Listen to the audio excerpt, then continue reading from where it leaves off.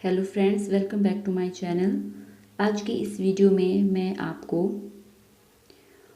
छोटी छोटी वूल के बटन बता रही हूँ। तो इससे पहले अगर आपने मेरे चैनल को अभी तक सब्सक्राइब नहीं किया है तो प्लीज़ मेरे चैनल को सब्सक्राइब कर लें। आपके पास कोई भी छोटी छोटी वूल बची हो आप उससे बना सकते हैं।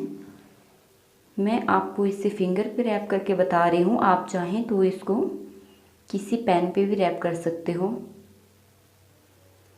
इस तरह के बटन दो तरीके से बन सकते हैं। आप इसे नीडल से भी बना सकते हो, आप इसे क्रोशिया से भी बना सकते हो। इस तरह के बटन आपके बच्चे की स्वेटर में भी काम आ सकते हैं। कार्डिगन के लिए आप अकॉर्डिंग टू योर कलर बना सकते हो।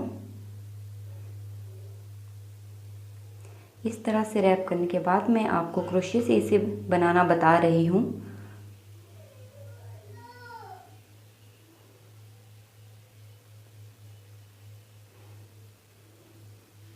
आप आराम आराम से इसे बना सकते हो। जितना बड़ा चाहे आप उतना बड़ा इसे बना सकते हैं, जितना छोटा चाहे आप उतना छोटा इसे बना सकते हो।